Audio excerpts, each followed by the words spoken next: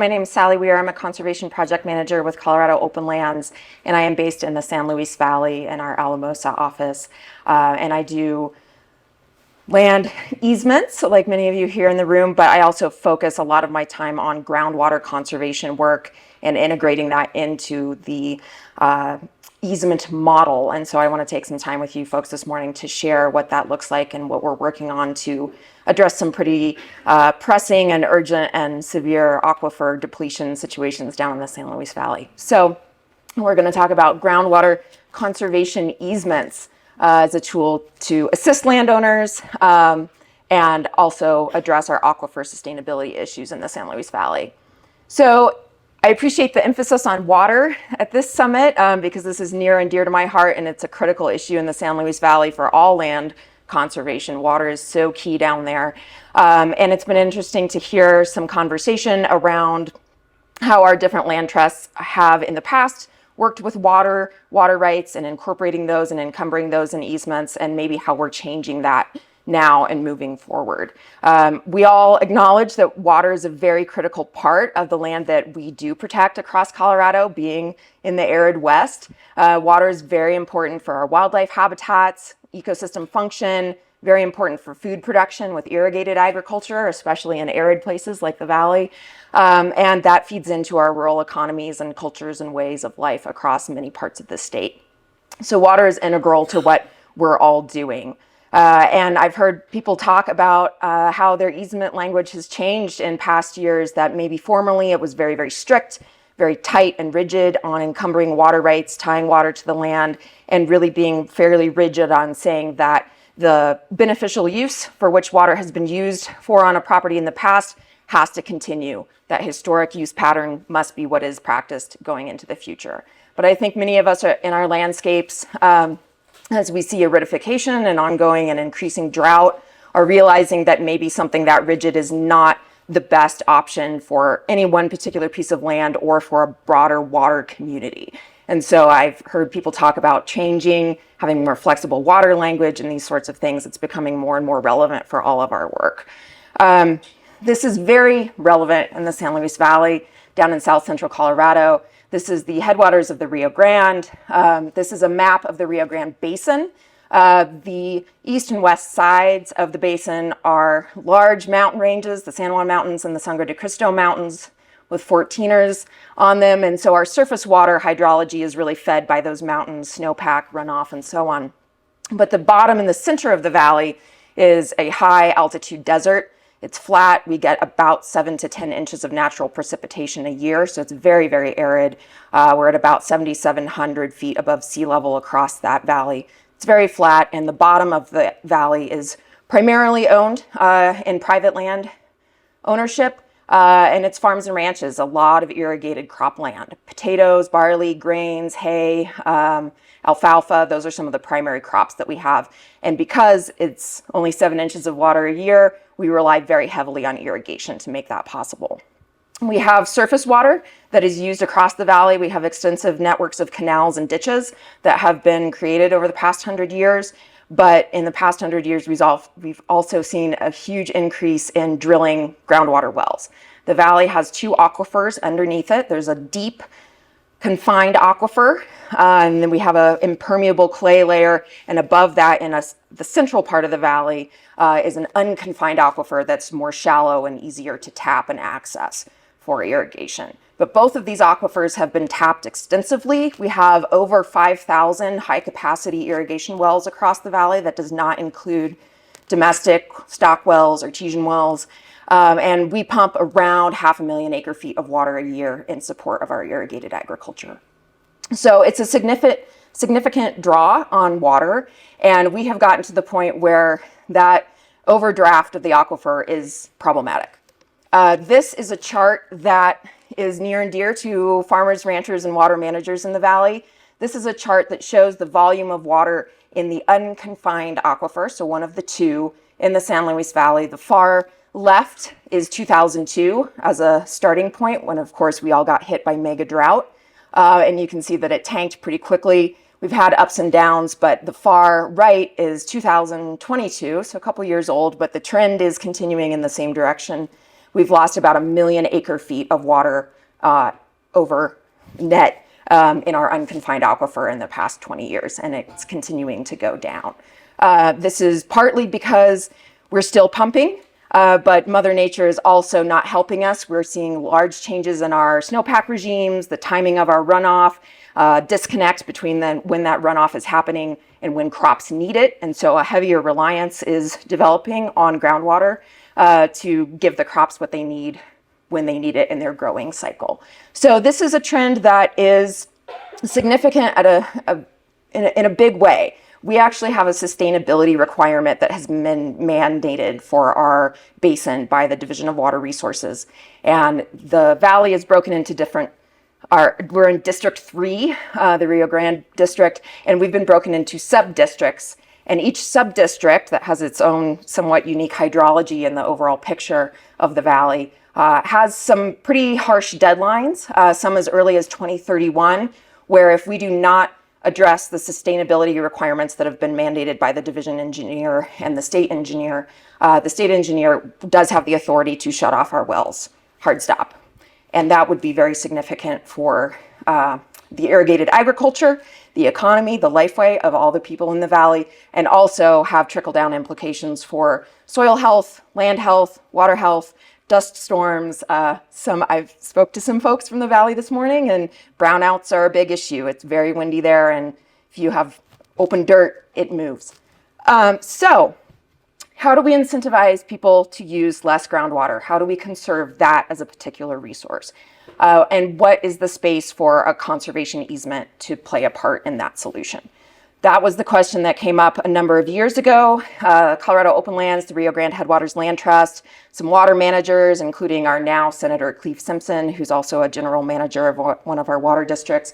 We all kind of got together and wrapped our head around this and said, how can we use that conservation easement tool, but focus it on groundwater as our real key conservation focus?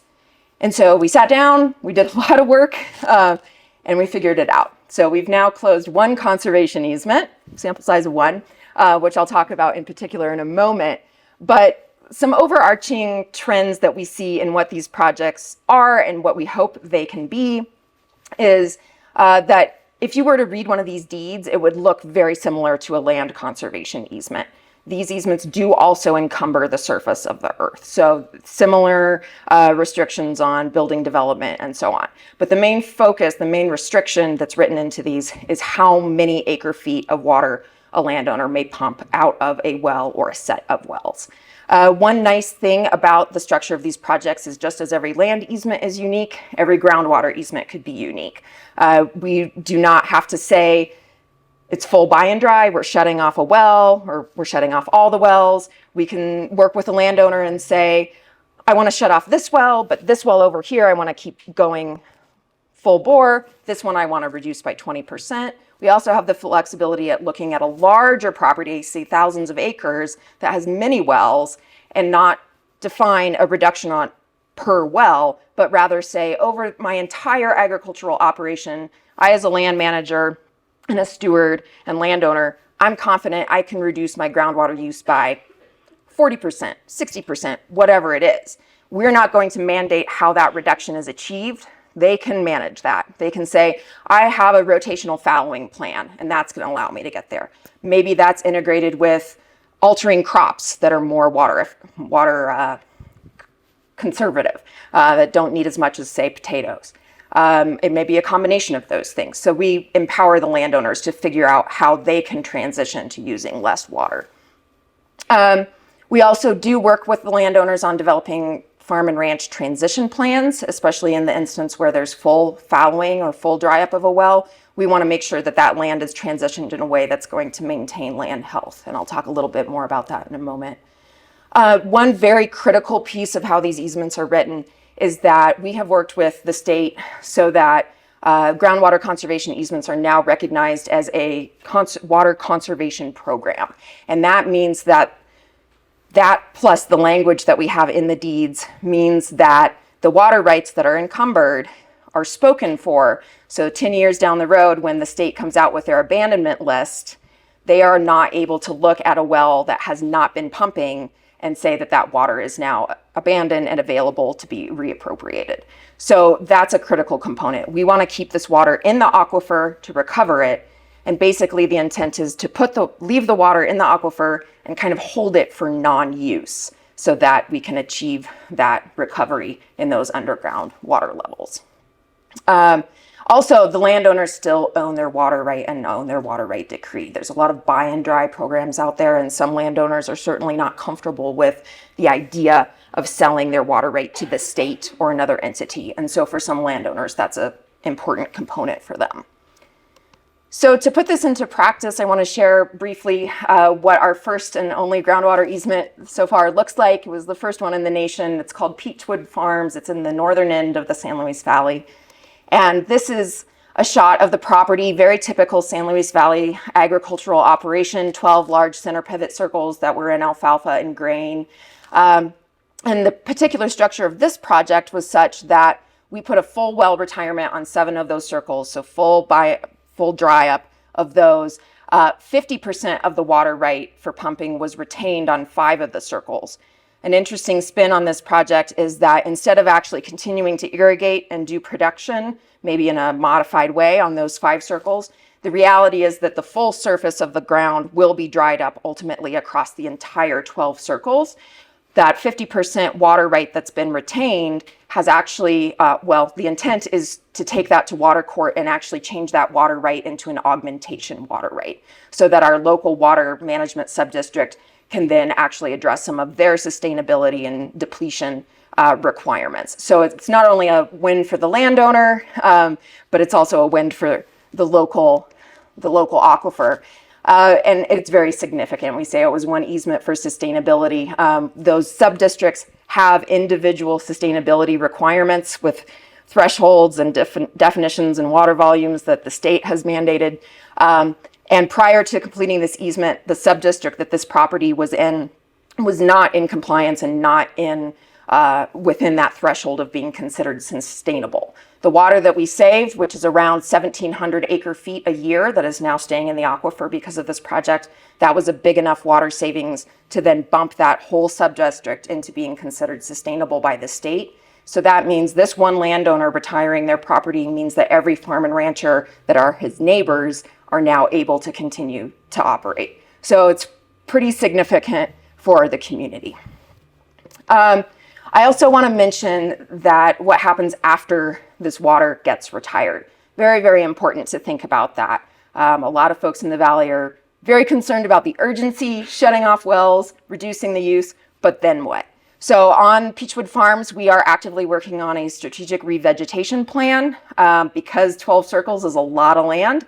What we're doing is taking 3 circles per year and rotating them out of barley production and rotating them into a perennial grassland and shrubland that we hope will be resilient and sustainable and hold the soil and leave us with a healthy, fairly native, resilient land after we're all done. One very important facet of this revegetation is if you have 7 inches of precipitation a year, you're not going to successfully revegetate. So it's very important that when we look at these projects, we have a forward eye to that need to revegetate. And so our easement was written such that we actually have a 10-year window with which we can irrigate the property so that we can give those native shrubs and grasses the boost that they need to actually establish and be successful. So we've got a window of time to irrigate prior to full shutoff. We are also learned that it's best to keep those non-revegetated circles in active production right up until the year that we do start the revegetation. Instead of drilling into dirt and weeds, we've found that drilling into barley stubble is much more successful. So that's something that we've learned, and we'll be looking at that with other revegetation efforts in the valley. But just like any easement, this is monitored. So this project is being handed off to our stewardship crew. They'll go out and do on-the-land visits, of course, but we also will be looking at our well records. The very nice enabling thing about the valley is that every well is metered. So if we're looking at numbers, it's pretty easy to just look at the meter, and they either did or didn't stay within their mandated threshold for what they were allowed to pump. So that's a little bit of a look at what stewardship of these lands looks like moving forward. So that's a very quick snapshot of groundwater work, but I welcome questions, and I know we've got a lot to get through, but welcome to chat with me afterwards. So thanks, folks.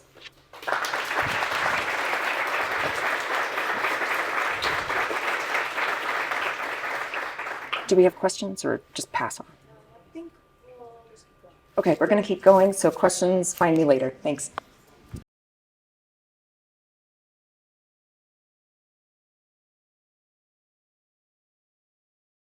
Thank you very much. My name is Kate Ryan. I'm the Executive Director of the Colorado Water Trust. And what I'm going to be talking about today is something we've been working on for the last couple years. It's a concept. This is not something that we have actually done yet. It's my personal and professional dream. And it's rooted very strongly in research and in our past project experience. So it may be a dream, but I think it's a very achievable dream. Another reason I think it is a very achievable concept is we've been calling this facilitated farm transfers. We've spoken with others, including Colorado West Land Trust, Colorado Open Lands, and it turns out lots of people are having very similar thoughts. A lot of people also call this a buy, protect, sell model, and so I have high hopes. I'm going to dive into what it is. So the Colorado Water Trust, we are a statewide organization. We have added over 70,000 acre feet of water back to Colorado streams through 24 or so projects across the state of Colorado. And I think we can do a whole lot more. There are a lot more streams and rivers in the state in which we should be working. And I would say over half of our projects are leases and loans of water rights from agricultural producers and others. So they have about a 10-year horizon, and I think we could be doing quite a bit more in the future. Another thing that the Colorado Water Trust has seen and been working on over time, most of our staff, we've got 2 in Durango, 2 in the Upper Ark, 3 of us in Boulder County, and all of us come from backgrounds where we've been working with water users, whether as water attorneys like myself or technical specialists who've worked in engineering firms. And all of us over the course of our careers have worked with agricultural producers. And so based on our experience, we really see agricultural producers and agricultural production as being a natural partner to streamflow restoration. A lot of our projects these days build on agriculture as an ecosystem resource. So whether you're thinking about return flows from irrigated agriculture, building up our streams and rivers late in the season, or thinking about water on the land as a resource for wildlife, it's a natural partner for the environment. And so we want to do more projects. But that's not to say we want to engage in buy and dry or get rid of agriculture. We want to do more projects that balance out the use of water for agriculture and the environment. I'm going to talk about one project I worked on when I started at the Water Trust back in 2019 and then 2020. You can see the face mask. I wonder if working on projects for the Water Trust is a lot like working on projects for land conservation. You find or hear about a parcel with water rights. You know it's going to be a great project. You've spoken with partners. We work with the Colorado Water Conservation Board. Sometime we were working on this project in Grand County, and we knew these water rights are going to be excellent for streamflow restoration. So for several years, we did site visits. We spoke with the owner of the land. We did everything we could to set up this project.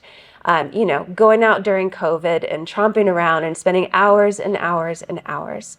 Well, this was a property in Grand County that was for sale for around $10 million. The water rights were around $5 to $6 million of that worth. And the Water Trust works in water. We don't work in land. So we spoke with different land conservation organizations as well to see if we could make a project work. And at the end of the day, we didn't have time to piece together the resources that we needed to make this project work. And the land and water were bought by a Front Range entity. They're not bad. Is it speculation? I don't know. It's still a relatively good outcome keeping this land in agricultural production, but it could be a whole lot better. So what we did in, gosh, I guess it was 2022, we applied with Quantified Ventures for what they were calling their Colorado River Basin Water Scarcity Challenge. Quantified Ventures is an entity, I believe Chris Wolf is here at this summit. Quantified Ventures is amazing. We applied to work with them. They are an entity that works on providing investable solutions to address challenges that we're facing. We thought, well, this is definitely an investable solution. We need $10 million to be able to buy land and water. And so let's get Quantified Ventures to help us do that.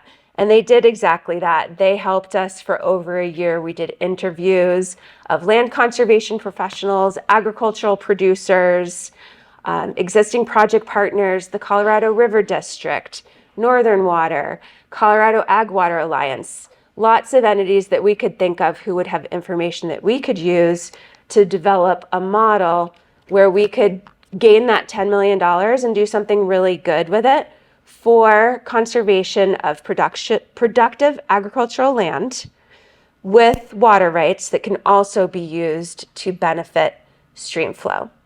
So what we've come up with is a buy, protect, sell model. And the way it would work is that the Colorado Water Trust could partner with a land conservation organization, and we would go out and get a loan. Maybe we could find a revolving fund. Maybe we can work with state government. We'll find some way to gather that $10 million and purchase agricultural land that is productive and that has water rights. So it takes quite a bit of upfront work to find the right parcel, but I know there's lots of them out there because we've seen them and we've tried to do this. And we buy it. Then we take a good amount of time to protect that land and that water. And the Water Trust has done something like this before on the Little Cimarron River down in Gunnison County. But what we do is we work with the landowners. Maybe we have somebody who can lease and continue irrigating that land during our protect phase. And the Water Trust goes to water court. So we change the water rights associated with that property so they can be used for both irrigation and for stream flow restoration. Whether it's in-stream flow, we've done some other variations on using water for environmental purposes. So we find a way the water can be approved for both irrigation and environmental uses, so now it can be shared. And then the other thing that we do that's very, very, very important is that we work with the land producers or the agricultural producers to establish reliable operations with a reduced water supply on that property. There's lots of ways it can be done. It could mirror the existing projects we have that are split season irrigation, for instance, on Cold Mountain Ranch, where we visited yesterday. People can retire some less productive corners of their property. They could switch to a low water crop. There's lots of ways to do it. And at the end of the day, and the very important, this is maybe more obvious to everyone here, is to put a conservation easement on that property. So it will stay in conservation and or agricultural production indefinitely. So what we've done by doing this is not only have we conserved the property, but we've generated a whole lot of revenue by the end of the day through easements, through investing in the water for environmental purposes. The state of Colorado can pay for that. The Water Trust can fundraise to pay for that. And at the end of the day, we have a property that we can now sell on the market to an agricultural producer who will be able to use that water and that land indefinitely with a reduced water supply, but for enduring agricultural purposes. So when we think about this, we've thought about the breakdown. We were working with Quantified Ventures over that year, and we were coming up with different ideas and thinking, oh, this is going to be great. There's lots of people in Colorado who have these beautiful big properties, and I'm sure they're going to want to conserve their land and also get revenue from using the water part-time for in-stream flow or environmental uses. This is going to really apply and be really, really something that looks great for those, big wealthy landowners out there. And at that time we were having that conversation and it just didn't sit quite right. So we thought, what we need to do, we need to be able to take a loan out for $10 million, $20 million, and be able to do this work and generate revenue from protecting that land and that water. So at the end of the day, as a nonprofit, we have revenue from the sale of the land and from the conservation values that we've added to that land and to that water. But then that land, and with the reduced water supply, could be sold to an agricultural producer who did not have that same $10, $20 million at the beginning of the day. So the idea is that this would be something that would be useful for a newer next generation farmer starting out. We've talked with ag producers who said, I don't think I want to devalue my land, but I would really like to buy the parcel next door, and I don't have that funding. So it might be useful in that type of a situation. An individual who wants to keep their land, maybe at the beginning of the day, the seller, the buyer, maybe it's actually just the same hands we're selling it. Somebody, for some reason, wants to be able to gather their retirement off of their assets without selling their assets. And we've also spoken with conservation districts, including Colorado River District, and we think they might be interested in this type of a model. So we're continuing to work on it, and being here is really important to me to make these connections with all of you who are in land conservation.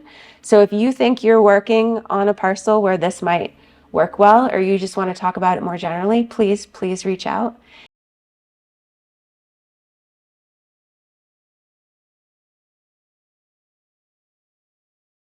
Hello everyone, I'm Briana Cohen and I'm here with Drylands Agroecology Research, and I just want to share in a few breaths and gratitude with the waters that are around us and within us here. Thank you. Going to the land yesterday was so beautiful to be close to the river and also connect with some of the waters that are flowing within me, within all of us. Drylands Agroecology Research is a nonprofit based in Boulder County, and we're focused on restoring degraded landscapes through passive water harvesting techniques. And I guess a little bit of how I ended up here. So I've always wanted to help support people in deepening connection and being in better relationships with the land, with the waters, our waters, with community.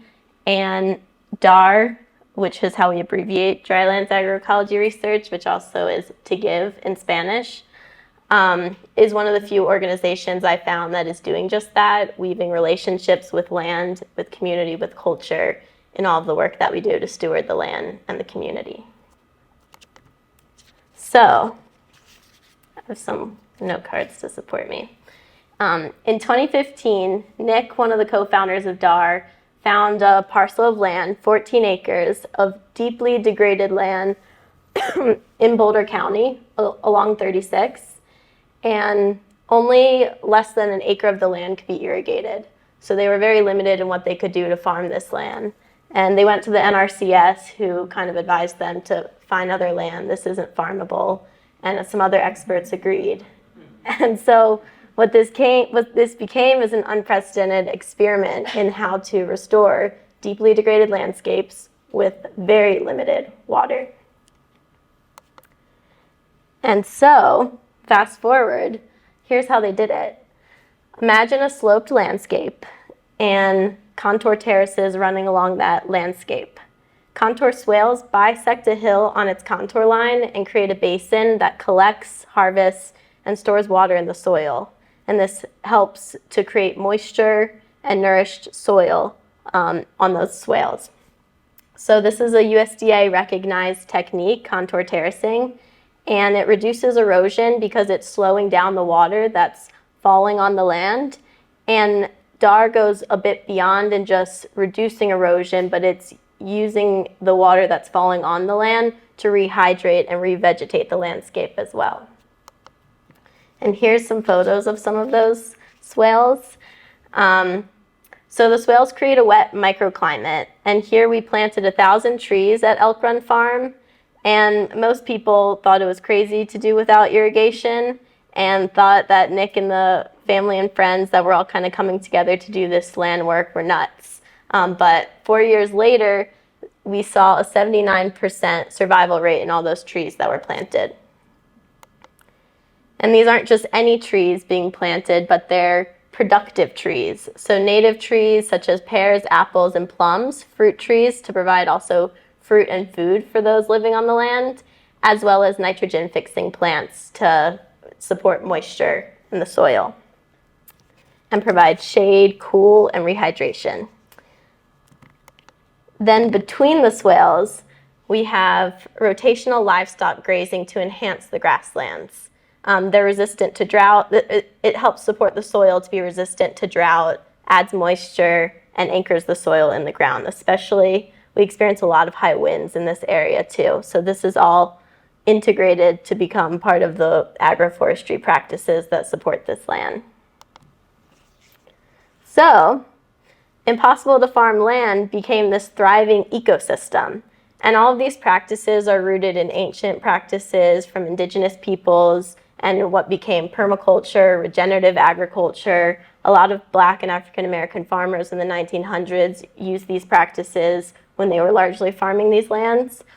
And all of this is also adapted to arid and semi-arid climates so that they're viable ways to work with the landscapes in Colorado in these drylands areas to retain as much water as possible that lands on these landscapes. And if humans were to step back from doing this work, the land would continue to regenerate and support climate resiliency, even without the family that currently lives on the land. So we saw huge success, bountiful forest garden, producing grains, vegetables, fruit, food, herbs, and meat from some of the animals and farm systems. And all of this was enough to support 10 people living on the land for 90% of their full diet year-round. And some of the research that we're tracking is improved soil health, increased biodiversity, carbon sequestration, and on average, since 2015, a 75% tree survival rate with very limited water. So this farm project became a model for the drylands, and specifically in our bioregion around Boulder County, but also in similar bioregions in the US who are practicing these ways. And it's really great for the soil as well. So that's a huge part of it. DAR as an organization understands that land restoration is the basis for cultural restoration as well. And so everything that we do, we involve the community, we involve people and kids coming onto the land and interacting with the soil and with the water and with the land. So in April, we had 2 community tree planting events where 150 people came and joined us in planting the trees, got their hands in the soil, and we were able to plant 5,000 trees altogether, which is a lot more than our small team can do. And so it's really modeling how when the community comes together in these practices, we can collectively steward the land and steward the waters that we live with and that are in us. Other work that we do also is DAR is part of a collective with Indigenous-led organizations, and DAR offers the land to Indigenous women to practice some of their womb and moon ceremonies. And beyond that, DAR also offers the land to these women to steward land to grow food and herbs that go into these ceremonies, creating this full cycle of people reconnecting with the lands that they traditionally were stewarding, and bringing them back into those relationships that they had long ago. And this is also a very core part of what DAR is doing in stewarding land and stewarding culture and the peoples that live in around the community. We also have a folk farm school, which is our nature-based early childhood education. So kids at a very young age are engaging with the land and learning that they want to become land stewards and environmental stewards for years to come, and engaging directly with the land and the animals at such a young age just really impacts the kids for years to come. Right now, also, we're focused on not only scaling this land stewardship, but providing education for people, for beginning farmers specifically, to learn about agroforestry practices and be able to do them all across Colorado where they're needed. And part of this agroecology incubator program is our education program, is we have apprentices come to learn these practices. And then we also have a Foundations of Agroecology course that landowners, land stewards, people who are interested in acquiring land come to learn these practices as well. And we're trying to facilitate the connection organically between the farmers and the land stewards and those that have access to land, so that people can meet their needs by coming together, kind of like how we're doing here in this summit. So that about wraps it up for me. I invite anyone who's ever in the area in Boulder County to come and visit. We love having people come and engage with the land and see how we're harvesting water passively through these techniques and integrating amazing livestock systems within it. We have educational courses that people are always welcome to join. We have tours, we have community events, and the land is really there for everyone to engage and interact with. One of our land partner sites is a demonstration site for people to come and see these practices. And if there's any takeaway from this, is just reminding people to come back into relationship with the land and the waters that we're all here to steward and live with in harmony and synchronicity.